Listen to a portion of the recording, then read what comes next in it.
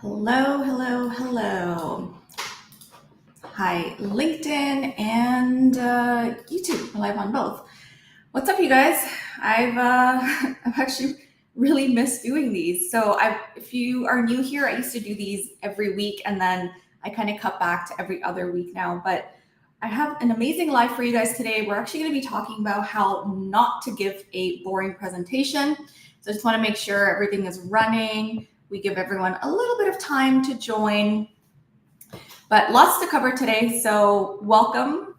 If you don't know who I am, my name is Maria Malik. I am a corporate speaking coach and an introvert. I hope most of you guys here are introverts. That's typically who my content is for, people that are more on the introverted side and whatnot. But do say hello to me in the chat box. Let me know where you're from and say hello. I like interacting with you guys so I know who I'm speaking to, because you guys, this is like the internet. You never know who's watching, what's going on. So do say hello to me in the chat box. I have it open and I'd love to know just who you are, where you're from. So drop that in the chat box. I'm gonna give you guys a second and then we are gonna dive right into it. I have a lot to cover and I have almost an hour, so I wanna make sure I can get through everything. So, hi Satya, how are you? Happy that you are here from London. Oh, right, you're from the UK. Awesome, thanks for joining. And hi, Juicer. Juicer, where are you from? Let me know. Cynthia, hi Cynthia. Yeah, I'm excited, Cynthia. You're gonna learn a lot. You guys are gonna learn so much. And by the way, hi Kevin. By the way, this is stuff that I teach my clients.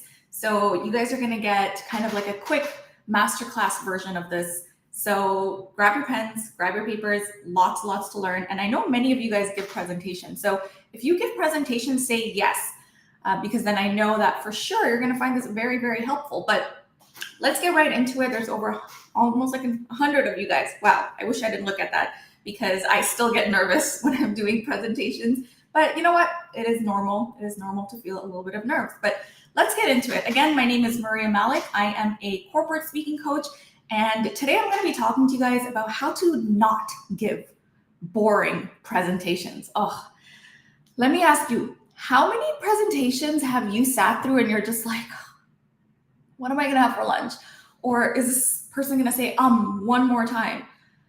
You guys, presentations can become so boring. So I have lots of things for you guys to do to spice them up a little bit, to make them more interesting for yourself and for your audience. We're going to cover all of that today. And I also have an announcement. I'm really excited. I have a little announcement for you guys as well. Actually, I'll tell you guys now. I was going to wait for it, but as you can tell, I'm so excited.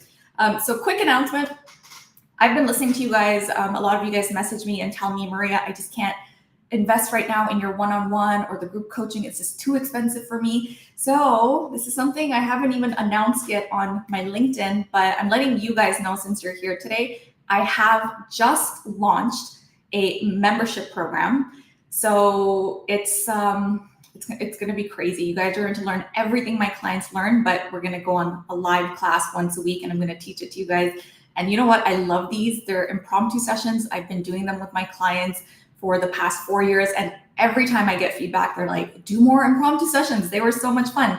So I'm opening that up and I'm bringing it to you guys. It's going to help you with public speaking, doing presentations, skeleton notes. I'm going to teach you so many things, all things public speaking related. But more on that later. If you do want to check it out right now, it's you just go to www.speakatwork.com. So if someone can drop that link here, for some reason, I don't know why when I type in the link, it doesn't go to LinkedIn. So www.speakatwork.com. You can also send me a message and I will go over it with you guys in the DMs. I can send it to you there. Okay. So if you are interested in a membership, you want to work with me and you don't want to do a one-on-one because you just can't invest right now, here is your option. It is 40% off right now as the launch special. So do take advantage of that. Again, www.speakatwork.com, and there's only 25 seats. Once it fills up, I'm going to close it. So yeah, take advantage of that. All right, let's get into it. So before we talk about how to not make your presentation boring, let's talk about how you even know your presentation is boring to begin with. Sometimes we think, wow, oh my gosh, that was the best presentation ever. And you get feedback and you're like, what? That's what people thought? What? What? Oh no. So let me tell you, how do you first know your presentation's boring? The best thing and the best people to tell you is your audience. Okay, your audience member will literally tell you, not through their words, while you're doing your presentation, they will tell you through their body language.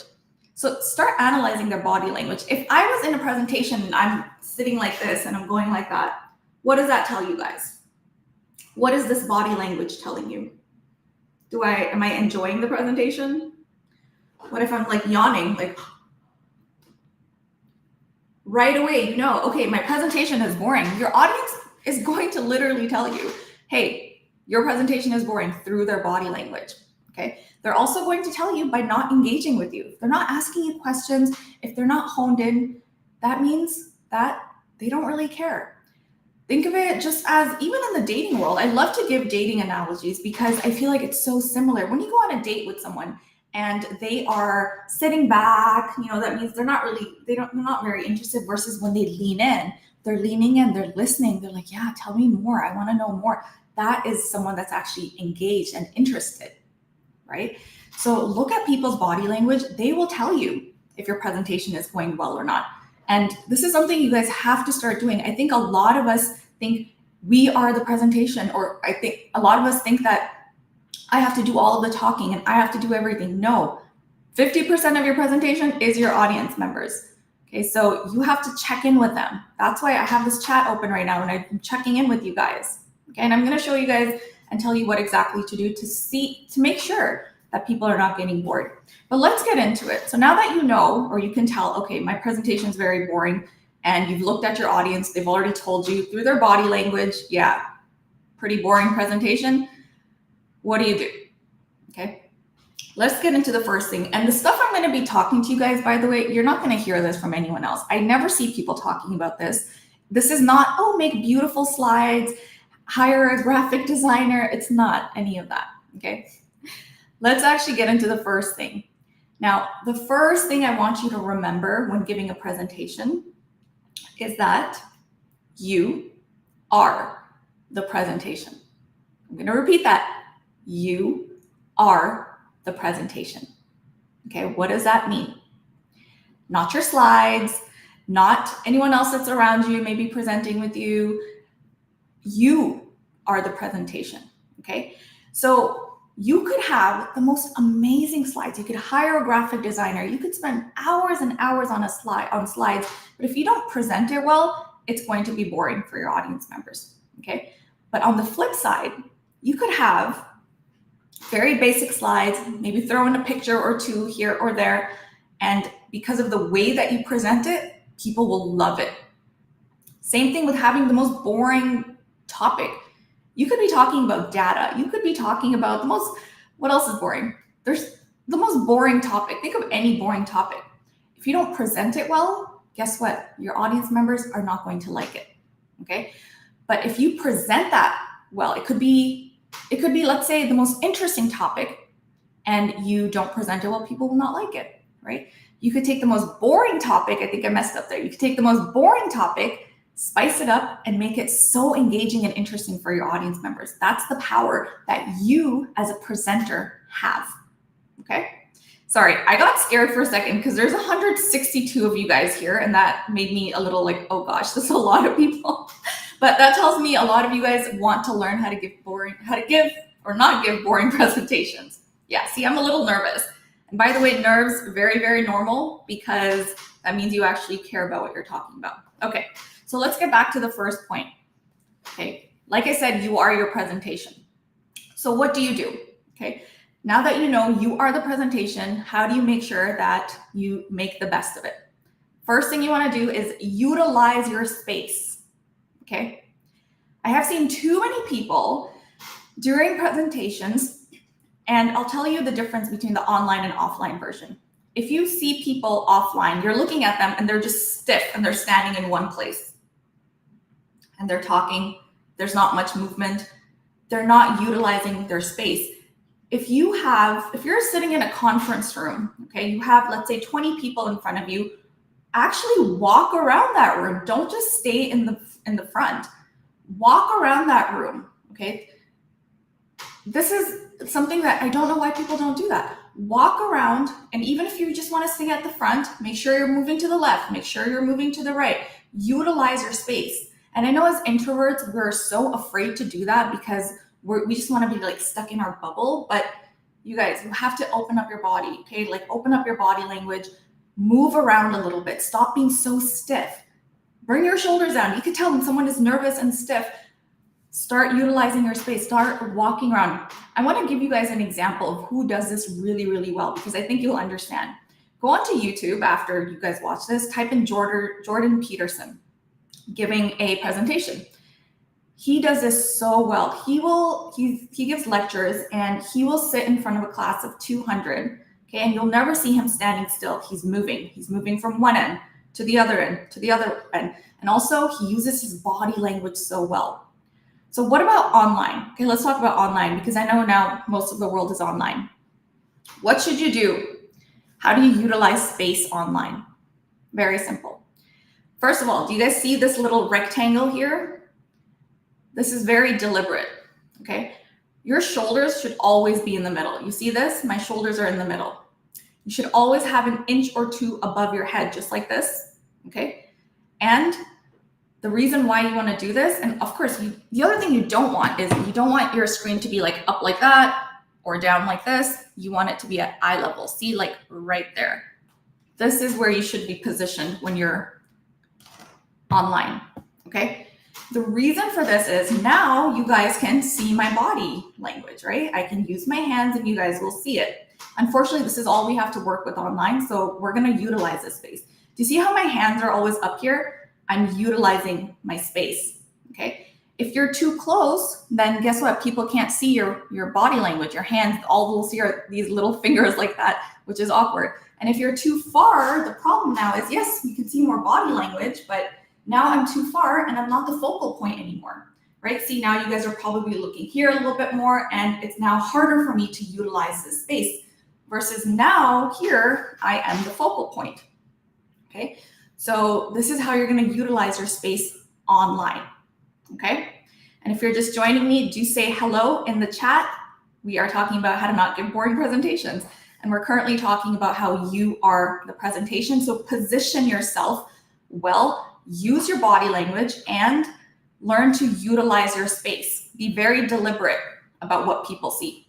While we're on this topic, let's also talk about one more thing. When you guys are doing presentations or even just in meetings, you need to make sure what's behind you, right? That's very important too. Everything that you guys see here is very deliberate. Picture of my dog, you know, the little globe, everything. Again, that goes back to utilizing your space, okay? So let's move on to the next thing. Okay, so we've talked about how you are the presentation. So if you are boring, your presentation is going to be boring, unfortunately, okay? And I'm gonna obviously talk to you guys about lots and lots of things you guys can do to spice it up a little bit. But since we have, oh my gosh, 270 people here, you guys, I get nervous. This still makes me nervous. I just want to remind you guys again, I have just launched a membership program for people that just cannot invest in one-on-ones, but you still want to learn from me, which by the way, we work so much on presentations. I've launched a monthly membership where we meet once a week and you guys are going to learn from me, you're going to practice, and you're going to get feedback. They're called impromptu sessions. So much fun. My clients love them. And I've, for the first time, opened them up. So it's going to start April, the first week of April. And I just opened it up to have people sign up. It's 40% off for the launch special. I haven't even announced this on my LinkedIn officially yet.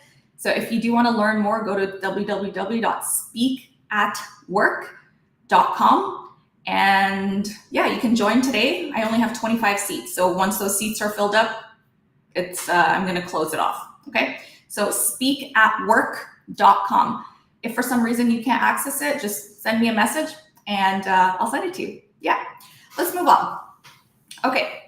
Now, next thing you want to do to not give a boring presentation is engage your audience. What does that mean? again, if you're gonna be doing all of the talking, you don't ask questions, you're just sitting there and just talking and talking, not checking in with your audience, that means your presentation's probably pretty boring. Okay? You guys, people have such short attention spans nowadays. It actually dropped from like 12 seconds to like 3 seconds now. So you could lose your audience like this. That's how terrible people's attention spans are it's right now. I blame TikTok, to be honest, but it could be other reasons. We just have so many distractions right now, right? By the way, how many of you guys have noticed that? I'll give you an example. I was talking to my mom just a few days ago, and she was saying, she's like, Maria, she's like, I don't sit down and watch movies anymore. I just don't have the attention span for it. Instead, I'll jump onto TikTok and I'll just scroll. Even my mom, right? And I was like, yeah, Mom, you're right. I can't watch movies now either. It takes me I have to deliberately sit there and make sure I finish a movie, or I'll finish the movie in 3 different takes. Attention spans are incredibly low, okay? So you as a speaker or you as a presenter, that's really hard for you, right? But that doesn't mean that we can't hold on to people's attention and your audience's attention. So what do you do? Okay, how do you engage your audience? I'm gonna give you guys an example of a few things I did. As soon as I logged in here, I asked you guys, hey, tell me where you're from, right? And if you're just joining right now, by the way, there's a lot of you guys here. Tell me, where are you from? Where are you dialing in from? Write your name and tell me what part of the world you are from. Say hello, okay? Now, if you're giving a presentation, what you wanna do is, in the beginning especially, and rule of thumb is every 5 minutes, you should be checking in with your audience, okay? So don't speak for more than 5 minutes and just continue on. Ask questions, and there's different types of questions you can ask. You can ask closed-ended questions, like just yes and no, like, hey, is everything making sense so far? Does anyone need me to stop here and go over anything in more detail? Okay, so that's a closed-ended question. It's a yes or no question. And at the same time, you also want to ask open-ended questions. Okay, so let's say that you covered a topic, and this is a question or an answer people should already know, right? Ask them that question. Do not ask difficult questions, because you're not going to get a response from people, okay? If you ask difficult questions, no one wants to make a fool out of themselves by answering wrong. So you want to ask easy questions, and when people give an answer, actually tell them like, hey, that's a great question that you asked. Because you have to remember, your audience members feed off of each other, okay? So if one person asks a question and you say to them, we already covered that, or we're gonna talk about that later, you're discouraging other people from engaging and asking questions as well, okay? So you have to think of it that way. Whatever you do with one audience member, the others will follow. Okay, so if you want to get more engagement, which you should, if your audience members are not engaging with you at all, if they're not asking any questions, that's a bad sign. If they're asking too many questions, that is a bad sign too. Okay, so you always want to stop and say, hey, does anyone have any questions? Okay, or is everything making sense? Or I know we covered a lot here. Do you guys need me to do a recap of this? Okay. The other thing when it comes to engagement is let people know how to answer the question. Okay, what does that mean? Let's say you're doing an online presentation. Okay, let's say let's pretend this is like a real presentation and I'm speaking to an audience at work. So let's say we're on Zoom. Get them to engage. Okay, I'm gonna say, hey, if you're seeing an error message when you do XYZ, tell me that you're having this problem. Okay, if you just stop there, people don't know how to engage. You want to literally tell them, think of them as little kids. You know how with little kids, you'll tell them, hey, put your shoes on, and then you have to tie your shoelaces, and then make sure this is happening and that's happening. You have to be you have to give them direction. So start giving direction. Okay, so you're gonna say, hey, if you agree with this, or if you're seeing this issue, then please let me know in the chat box. Type yes, okay? Or type no. Or let me know in the chat box what problems you're seeing, okay? So when you let people know exactly how to engage, they're more likely to engage with you, okay? So that's very important. So don't just ask them questions, because a lot of people sometimes will not answer because they don't know how to. Like, wait, do I put my hand up? This is online, like I don't know who else is listening. So you want to make sure you tell them exactly how to answer. And the great thing with Zoom and Google Meets and all these things is there's so many options. You could give a thumbs up, you could raise your hand, you can drop something in the chat. Another great feature that people love is polls.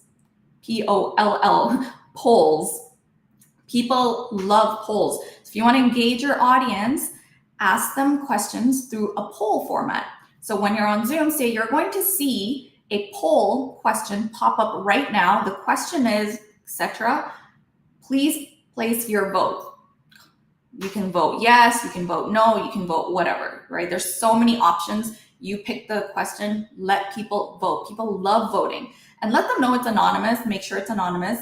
Let them know it's anonymous, because then what will end up happening is they are more inclined to give you honest answers. Okay, so if you're online, there's so many different ways of getting people to engage. If you're face-to-face, what do you do if you're face-to-face? So if you are face-to-face, here's the thing. You ask the question. Let's say I'm going to ask you guys, is this helpful so far? If this is helpful, raise your hand. You see how me actually raising my hand, I'm showing people this is how you're going to engage, and tell me that you understand. So raise that hand, okay? Or let's say if you agree, if you guys agree, nod. You see how I'm actually nodding? So show people in person how to engage with you, okay? And I know sometimes we think, but these are adults, they should know that. But you guys have to remember, it's not just about that. It's not just that you're presenting to adults. The problem is people are very complex. They get nervous and they're afraid they're going to give the wrong answers, or they don't know how to answer. Okay, that's why you as a speaker have to guide them, and this is going to make it more engaging for them and less boring. Okay, think of, I like giving you guys examples. Think of comedians. Why do people love watching comedians? Do you guys see how much crowd work comedians do? Yeah, they tell their jokes, they do all of that. First of all, they'll utilize their space. They're always walking around. And then they start picking on people and they start, like making them laugh that way. So they're engaging with their audience. Think of it like that.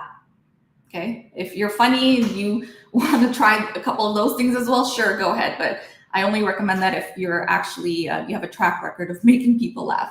Because I'm not a funny person. I don't try to make jokes because I know they're going to fall flat. If you are naturally funny, then of course, go ahead, humor your audience, okay? All right, let's move on to the next thing. So we've talked about how you are the presentation, then we talked about how to engage your audience. I have three more points I want to cover. And one of them I'm actually going to show my screen to you because, again, you guys, this is stuff I teach my clients. I spend hours and hours during coaching calls. I teach my clients this type of stuff. And I want to show you guys, sorry, let me just check in with you guys. Alfredo's asking, is the session being recorded so we can review again? Yes, so LinkedIn does record these, luckily. So once I'm done, you guys will actually be able to go back and watch this, okay? So I want to cover the next topic, which is storytelling, okay? Now, if you want to not make your presentations boring, you need to start telling stories. Now, don't get scared. I know most of you are like, I don't know how to tell stories. What are you talking about, Maria? I'm going to show you exactly step by step the formula or the format that I teach my clients, the format that I follow to tell stories, and it's so simple, okay? And before I show you guys my screen and I go over how to tell a very simple and easy story, I want to tell you guys how important storytelling is. You guys look all around you. YouTube, for example. Do you guys remember that trend where it's like story time and all of those videos would be getting so many views? Think of even your childhood. How many stories were you told? Let me ask you guys a question. Here's me engaging with you guys. What is a story that you remember from your childhood? Tell me in the chat box a story that you remember, and I'm going to tell you why I'm asking you this. By the way, this is engagement. I'm asking you a question related to the topic we're talking about right now, okay? And you guys, here's the other thing with these type of questions. It's a generic question. All of you guys had a childhood, so all of you guys must have heard some type of story. So tell me in the chat box, what story do you remember from your childhood? And I'm going to tell you why I'm asking, okay? For example, me, There's a story, the Little Red Robin Hood. I can never forget that story. And the wolf and her grandma, all of those. I loved that story, and I will never forget it. I'll never forget the details of that story. So tell me, what is a story that you remember? Okay. And the reason why I'm asking you guys this is because stories are things that people remember for the rest of their lives. Pinocchio, Shirini's saying Pinocchio, exactly. Loved Pinocchio. Cinderella, exactly, right? Do you guys know what all of these stories had in common? All these stories, first of all, the fact that you remember it. This is a story you read in your childhood or were told in your childhood. You remember stories. People remember stories, okay? So I know sometimes you have to give presentations where it's just a lot of data and that type of stuff, but even then you can add stories. So let me show you guys a quick format to follow, okay, when you tell stories. And I'm actually going to share my screen here with you. And again, this is stuff, like I said, I go over this stuff with my clients. Okay, here it is. So you should be able to see my screen right now. So if you're just joining, we're talking about how to tell a story, okay? Here is a very simple example and a format for you to follow. I have tried and tested this many, many times. You guys, it's the simplest thing, and you're going to be able to tell the best stories ever, okay? So first of all, there's so many different types of stories you could tell. You could tell an origin story. You could tell a client or customer success story. You can tell when you're at a networking event, you can tell a story there. When you're doing a presentation, there's always a story that you can tell. Okay, so don't come to me and say, Maria, I can't tell a story here. Yes, you can. It just means you don't know what type of story to tell. It doesn't matter what type of presentation you're doing. Okay, so let me show you the format. Okay, we're gonna go over everything quickly. So do take notes, you guys. If you want to take a screenshot, take a screenshot. Again, this is stuff that I actually teach my clients, and it's crazy how easy they pick it up, and they're like, wow, I know how to tell a story now. And by the way, this is also stuff that I teach during my impromptu sessions. So the new membership program that I've opened up, if you want more information on it, go to www.speakatwork.com. Okay, speakatwork.com. I've just launched a new membership program for people that can't do one-on-ones. So these are the type of things that you're going to be learning during those impromptu weekly sessions. Okay, speakatwork.com. So here is how to tell an impactful story in the most simplest way. Okay, you will always start with a timestamp. I don't know if you guys can see my mouse. I don't think you can, but I'm hovering it over timestamp. Every story has to have a timestamp. Okay, that means you have to tell the audience when this happened. Okay, was it 18 months ago? Were you 10 years old at that time? Was this in 2005? Was this last week? Was this morning? There has to be a timestamp. Okay, so here is an example. If I'm telling a client or a customer success story, in 2019, there's a timestamp. So you guys know this is 2019. In 2019, when I had just started my public speaking program, I was approached by a man in his 50s looking to overcome his fear of public speaking. Okay, so you guys know right away, this is 2019. Numbers resonate with people. 2019, 50 years old. Okay, these are things people remember. So always start with a timestamp. Think of even like stories about princesses and those type of things. In a land far, far away, in the time of this, right? They take you back to a certain time. So you have to take your client, your viewers, your audience back to a certain time. So always start with a timestamp, okay? The second thing you always want to do when you're telling a story is you want to have some sort of main character, okay? And by the way, I'm going to go through this quickly just because there's a lot of other stuff I want to cover, but every story has a main character. Okay, and this could be a person, it could be a place, it could be a product that maybe your company is launching, it could be a project. Every story has that main character. So you need to identify that main character and you have to bring that character to life, okay? How do you bring that character to life? There's always going to be some type of conflict. We have to know the name. There has to be a conflict. There has to be some sort of emotion involved. This is what makes stories so powerful. There are emotions in there, okay? And of course, you have to give some sort of description, okay? So here's an example. So we're talking about, there's different types of stories. Right now we're talking about a client or a customer success story. Okay. So in this case, his name was Anand and he lived in New York City. So we already know Anand is the main character. He's been at his job for more than 20 years and he felt stuck. He saw all his coworkers get promoted or leave for other jobs while he did not see any progression in his career. So we're seeing the conflict here. Okay. And by the way, I have another example right here. So if you want, also read this, right? This is an origin story. By the way, there's one story you want to be able to tell. It's your own story, and that is your origin story. Okay. So main character. Once you've dived into main character, now you get into the actual details of your story. Okay. So the details is what happened. The whole idea here is people should be able to close their eyes and picture what's going on. Okay, they should have an idea of, okay, what's going on during this time. That's the whole point of the details. Okay, so in this case, Anand started noticing people were getting promoted, moving up the company. They were all very confident in themselves. He felt he was lacking in this department. That's why he reached out to me. We worked together, etc. 5 months later, he got promoted. So I've painted a picture here in the story of what he's going through and what's happening around him. Okay. Same with this story. If you guys read this one, you'll have a better idea of the main character and what's going on with that main character, right? So you're always going to spend some time in details. So again, timestamp, main character, details, okay? Now, here is what makes a story a story. There has to be a lesson in the story. There has to be a reason why you're telling this story, okay? And the lesson should be obvious. So by the time you're done this story, people should know, oh, that's why she told us this story. Okay. If there's no lesson to be learned, there's no story. Okay.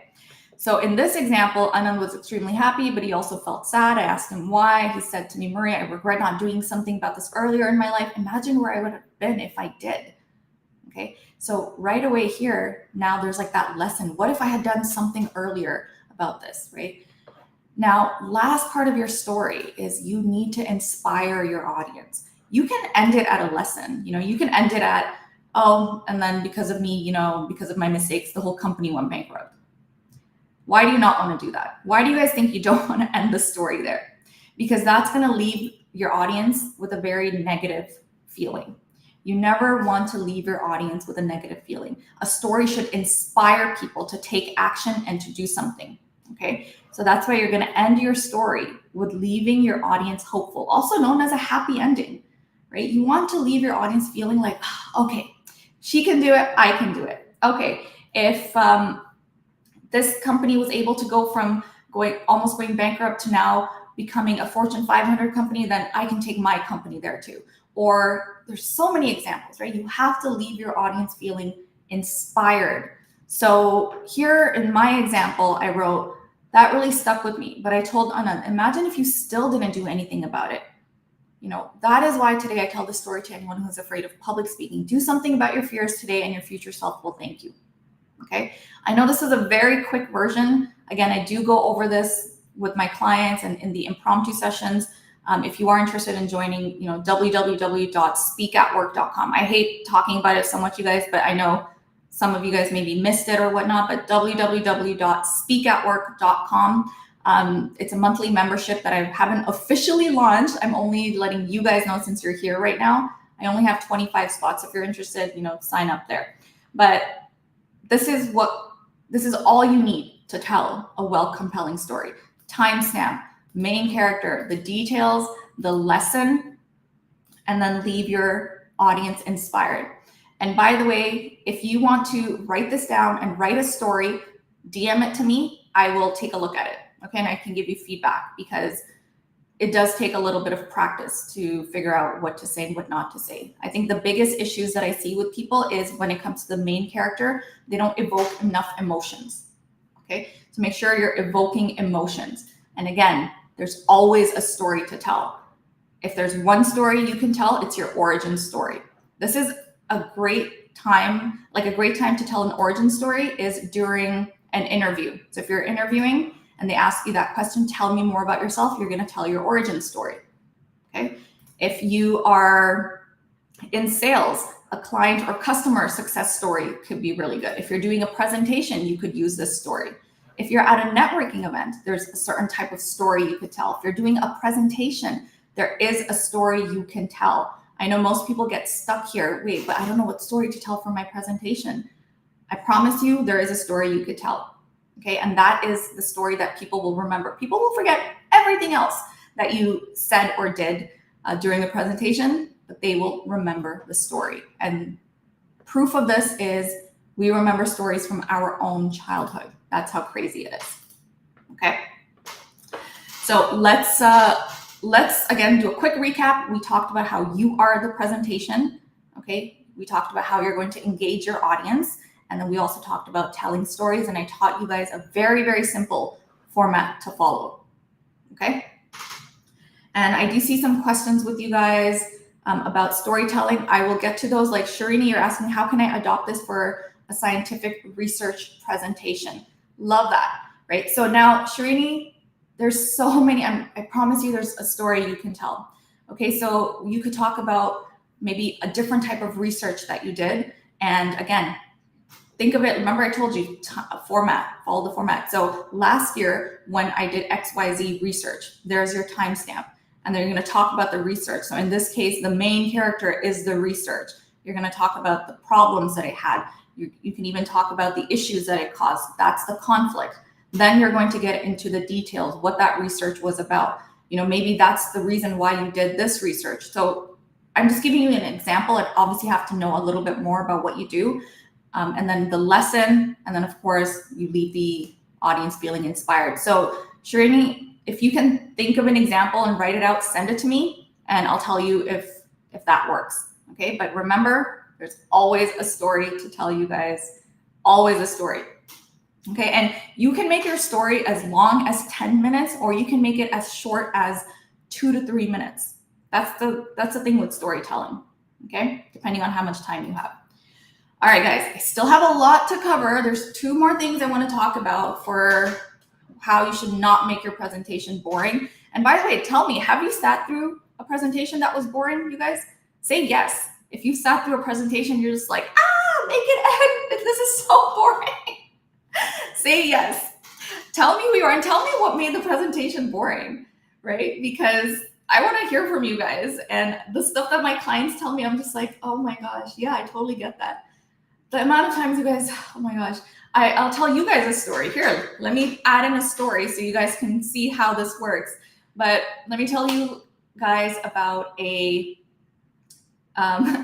when I was in university. See, timestamp. When I was in university, I was in I was in English and political science major. Okay, so I'm laughing because, oh my gosh, I hope my professor doesn't see this, because that professor messaged me once on LinkedIn. I'm like, crap, I've told this story so many times. So here's the story. Back when I was in university, I was taking 2 classes that were both at 8 a.m.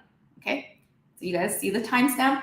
So one was on Monday and one was on Tuesday. So Monday mornings was my English class, and then Tuesday mornings, again, 8 a.m. was my class about world politics. Okay, which class do you guys think, or which topic do you think would be more interesting? Probably world politics, right? So now I had 2 professors. One of them was teaching the English class and one of them teaching the world politics class.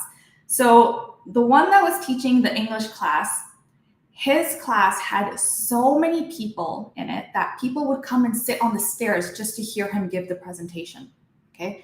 Because a lecture is a presentation. On the other side, world politics, guys, we're talking about world politics. This professor was so bad at giving the presentation. He was so monotone, just like Sharini is saying here. He was so monotone that gradually, I swear to God, there was like 4 people left in this class. And this is an auditorium of 250 people. Okay. And I was just like, what is going on? You know, like for me, it was crazy, because I was like, how are we learning? We're learning about English. We're learning about poetry. Yes, poetry can be interesting, but compared to world politics, like to me, world politics is so much more crazier and interesting. But that's how I knew, I'm like, you are your presentation, right? I had this one professor talking about just poems, and we're talking about 18th century poems. and his class was so full because of the way that he presented and he connected with his audience, versus the other professor who was teaching about world politics. And guess what? His class was empty. So the biggest lesson I learned, see, I'm in my lesson part now, is that you are the presentation, okay? And if you want people to be engaged and not give a boring presentation, you have to work on yourself. You are the presentation. That's the lesson I learned from that, okay? So you guys, that was a story, right? This is an example. And I feel bad because that second professor actually found me on the LinkedIn and he messaged me and I was like, oh no. But yeah, that's the story. Anyways, let's move on because I know I have so many things that I want to cover with you guys. Maybe I should do a part 2 because I feel like I'm rushing through this, but this one was very important for me because I know how much you guys need help with this. All right, let's move on to the next thing, okay? So if you want to make sure you're not giving a boring presentation, follow the 10, 20, 30 rule, okay? So what is that rule? Again, very easy to remember, 10, 20, 30 rule, okay? So what that basically means is you don't want to have more than 10 slides. Remember, you are the presentation. So if you have 200 slides, why do people need you to present? They could just read the slides, right? So you don't want to put everything onto the slides. Have 10 slides and that's it. Those slides are there to complement you as the presenter, okay? So have 10 slides, not more than that. Try not making your presentations more than 20 minutes, you guys.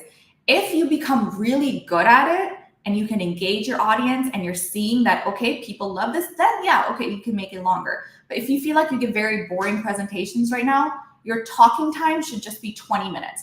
The other time, let's say you're supposed to give a 30-minute presentation, 20 minutes of that should be you actually talking and teaching. The other 10 minutes should be you engaging your audience, them asking questions, that type of stuff, okay? So again, 10, 20. And then 30, what does 30 mean? 30 font should be your minimum. I, thank God, have great eyesight, but there's a lot of people there who don't have good eyesight. And the other thing is, once you make your font big enough, it prevents you from having so much information on each slide. Now, I understand this does not go for every type of presentation, but if you are someone that's doing like a research presentation and you're going to have so much data and information all on one slide, that's too much information for the human mind to comprehend, okay? And that bores people. So divide it up, at least put it in 2 different slides or 3 different slides. Or if you have to have it on that one slide, make sure things pop up. So you just have one thing pop up, you cover that, then the next thing pops up. So add in those, what is it called? Animations, okay? Add in some animations. And I'm not saying it should be like spinning around like crazy. That's tacky, please don't do that. All you wanna do is make sure it pops up so that when your audience is watching, they're not seeing a full screen with all of this information all at once. Remember, it's too much for people. Okay, you're gonna lose them. Their brains are gonna shut off and they're gonna start thinking about other things. And then guess what? They're bored. They don't wanna be there anymore. Okay, so the 10, 20, 30 rule, okay, for presentations. All right, you guys, we have one more thing that I wanna talk about. And this one, it's very important, okay? And these are things I don't see people talking about online. When I was learning how to give presentations, and by the way, I've done so much training in presentations, these are things that I'm like, why don't people talk about this stuff? Shirini, size 30, what kind of font? So you wanna have a font that's easy for people to read. I use Canva, so let me see what the fonts are called. I don't know what the fonts are called, but if you want actual names, let me try to give you some. I'm just pulling it up right now. So one that I like, if you use, I don't know if it's the same all across the board, but Anton is really good. There's another one I really like that is called, where is it? As long as it's easy to read. Oh, TT Ramilas. I think that's a font. I love using that one. Montserrat is really good. Stay away from Arial, you guys. Arial is so overdone. Everybody uses that. There's so many great fonts out there now. Georgia Pro is really nice too. You want to give and I'm going to talk about this in the next topic actually. But the type of font that you're using, the colors that you're using, it's all a mood. Okay, so we'll get into that a little bit, but these are some of the fonts that I like. Okay, but let me talk about mood and all of that. So let's get into the last part. And again, if you give boring presentations, chances are you're not doing this and you don't understand this. That's why, don't worry, you guys, I'm here. Okay, I'm here. I'm here to help you. Okay, let's talk about what that last thing is. And again, I don't see people talking about this, but the last thing is that if you're giving a boring presentation, that means your energy is boring. I'm sorry to say that. I hate saying that to people because guess what? I know it sucks hearing that. I heard it from my own teacher when I was learning presentations. So what does that mean and what can we do about it? If you are getting up in front of your audience and you are not bringing the right energy, then that means they're going to be bored. Now, this, I don't mean you have to be preppy or you have to be overly loud or use a lot of your body language. That's not what I mean when I talk about energy. Okay. Shrini, I don't like Ariel personally. I would stay away from it. It's overly done. Okay. So what do I mean about energy? I love what you just said, Mike. Energy is everything. It's everything. Energy does not lie. Energy is contagious. Energy is transferable. Energy literally is everything. And that's why I wanted to talk to you guys about energy too when it comes to presentations. You can still be yourself, okay? Bring the right energy and give an amazing presentation, okay? So let's talk about that for a second. Now, remember how I was just saying every font, every presentation has a mood, the colors, the fonts bring a type of energy. Just like that, what you are wearing, what your tonality is like, how interested you are in the topic or not interested does give off a certain kind of energy. For example, like I love giving presentations now only because I've trained in it. You guys, I hated them before and they used to be the most boring. And I bring a certain amount of energy. You guys can tell from the way I'm talking about this that number one, I'm knowledgeable about it. Hopefully you guys can tell this. And number two, I'm excited about this.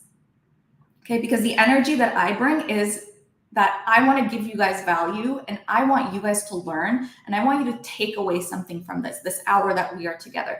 I don't like wasting my time. I don't want to waste your time. So that's the energy that I bring. That's why every time I do these, they're value packed and I make sure you learn everything you can during this hour with me. Okay, that's the energy that I bring. And you guys can probably read it. Okay. Even on LinkedIn, you guys, the energy that I bring onto my posts, everything it's genuine. You have to be genuine. If you don't like something, people can tell. If you really like something, people can tell. Okay. Let me give you guys an example. I was just talking to another really big creator recently from like LinkedIn. And when I was talking to him, he's like, you know, after getting on this call with you, I can see that you're exactly the same person that, you know, you post about. And I was like, wait, what do you mean? Because he said that sometimes he gets onto calls with people and when he talks to them, he's like, wait, this person's a total fake because they're nothing like their posts, right? It's that, again, that energy, that genuine energy you need to bring to a presentation because people are smart. People pick up on it. Your audience is picking up on your energy. So if you don't want to be there, they're going to know. And then if you don't want to be there, why would they want to be there? So it's an exchange of energy. So if I'm excited to be here, you will be excited to be here. Think of it that way, right? If you are there excited to present about a topic, then your audience members will be excited to listen. Okay, that's what I mean by energy. It's an exchange of energy. And this is how powerful energy is. You can literally use your energy to change the mood of the presentation. You can make it more exciting. You can make it more serious. You can make it more inspirational, right? And you do all of that through, again, your energy. Your energy radiates through your body and people pick up on that, okay? So I know it's hard to understand for others, but think of your favorite speaker. Think maybe you went to a conference. Maybe you went to a different place. Like maybe you went to a concert. Okay, maybe you went to a keynote speaker. Think of just any time you've listened or watched somebody speak or get up on stage and take like center stage, right?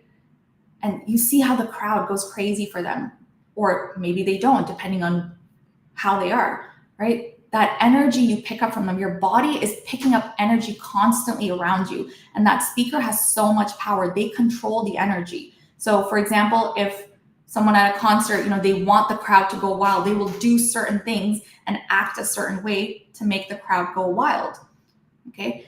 Same, for example, if you're telling a very sad story, let's say you're a keynote speaker and you have a very sad life story and you want to inspire people. When you tell that story, you say it in a way that makes people maybe cry. I'm very emotional, and so I'm probably not the best when it comes to this, but because I cry at everything. But if you see people going quiet and you see them honed in, that means you're controlling that energy, right? So you have that power as a speaker. You just have to learn how to use it. I'd have to do a whole series on energy, you guys. That's how crazy and powerful it is.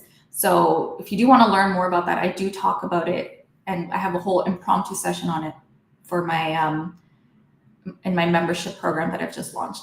Okay, so energy, like Cynthia says, is contagious. So be careful about what energy you're bringing in front of your audience, because if they are bored, chances are it means you're boring. Okay, unfortunately, I'm sorry to say that, but another thing you can do, by the way, is show up as yourself. Let's actually talk about this for a second, okay? Because now I'm getting into it, but you have to show up as your genuine self. I think most of the time, like when I work with my clients and I tell them, okay, you're going to do a presentation on this, let's go. All of a sudden, the switch up. They go from being, oh, hi, Maria, to, okay, well, hi, everyone. Today I'm going to be talking about XYZ. They completely lose their personality in the mix, right? The reason why audiences like you and they're not bored of you is because, again, you're the presentation. So you have to bring your personality into that presentation. And I don't care if this is in front of C-suite. I don't care if this is in front of investors, who it is. Elements of your personality need to shine through in your presentation. That's what's going to make it different. And that's what's going to make people actually like you as a speaker, because there's no one else like you out there. No one else can do the things that you can do, okay? So you have to allow yourself to have bits of your personality come through so people can remember you as a speaker. That's what makes it not boring for an audience member, because now they're seeing something different. They're seeing the real you, okay? So don't switch it up. Don't go from being yourself to now, oh, I have to be this perfect speaker, the polished speaker. It's not about perfectionism. It's about being genuine and bringing the right energy in front of your audience, okay? So I know I got kind of deep dived into that a little bit, but like I said, I could do a whole series on that alone, okay? But let's do a quick recap. I still have a lot of you guys here, so in case you missed any of it, luckily this is recorded. You can always go back and watch it. There's so much more I want to talk about, you guys, but I think an hour is it's good. I don't want to bore you guys. Remember the 10, 20, 30 rule. You can, once you get good at giving a 20-minute presentation, you can make it a little bit longer. But I do want to remind you guys one last time, I have not, by the way, announced this on LinkedIn. This is the first time I'm talking about it on LinkedIn, but I just launched a public speaking membership program for anyone that cannot invest in a one-on-one. Many of you guys message me, say, Maria, I can't invest in the one-on-one, or I don't have the time. So if you can take out 1 hour a week, then do join my membership program. This is where we're going to talk about things like what we just did right now, storytelling, but we go into it in much deeper analysis. You get to practice everything. You get feedback from me. So they are live sessions. So they happen once a week, and there's different times for you to choose from. So if you're an introvert, you want to get better at public speaking, and you really want to shine when it comes to the corporate world, you want to command attention, you want to sound more assertive, then this is for you. Okay, so you just go to www.speakatwork.com and you will see that it's launching April 1st. I only have 25 spots available, you guys. I'm sorry, but I work very closely with my clients, and I want to make sure they get results. So for now, I only have 25 spots. Also, because it's the launch special, I'm offering it for 40% off. After that, when I open it up again, which will be in a few months, it will be back to its normal price. So do take advantage of that. Only have 25 spots. As soon as that fills up, I'm going to close it. And I'm so excited because this is a staple of my program. People love it. So I'm bringing it to you guys now. I've made it very affordable. I've made it so that you just need 1 hour a week. You'll still be able to learn from me. And the classes are nice and small. There's not going to be more than 12 people per call. So you're going to learn a lot. Okay. And you'll get enough time to practice and all of that stuff. Okay. So do check that out. www.speakatwork.com. Okay. If someone can type it in the chat, that would be great. But let's do a quick recap. Before I do that, did you guys find this helpful? Okay. If so, what did you find helpful? What's one thing you're taking away from this? Tell me one thing in the chat that you're now going to take away from this, how to not give a boring presentation. Let me know, you guys, in the chat box, because if there's one thing I want you guys to remember, I want you guys to remember everything, but the 10, 20, 30 rule, I think is very important. The energy one is very important, but let me know in the chat box what you're taking away from this, okay? Let's do a quick recap, and then I'm gonna let you guys go. I love doing quick summaries because I know most of you guys might have missed some parts, but quick recap. So how do you make a presentation not boring? Number one, remember, you are the presentation. So utilize your space, use your body language, use Jordan Peterson as an example. Go to YouTube, watch what he does. He's a great example of an amazing public speaker who just uses himself. He never has fancy slides, none of that. It's just him, and you'll never get bored of him because he's such a good presenter. Number two, engage your audience. Ask questions. Rule of thumb is every 5 minutes, check in with them. Okay, look at comedians. Comedians are great examples. They work the crowd so well, right? Talk to your audience members. They're there with you. And it makes it easier and lighthearted for you as well. And you don't have to have all that pressure on yourself when giving a presentation. It makes it more fun for them. We talked about telling stories. I know most of you guys don't know how to tell stories. That's why I covered a very simple format for you to cover and talk about stories. And the format was have a timestamp, build up the character, talk about the details. There's a lesson, talk about the lesson, and then leave your audience feeling inspired.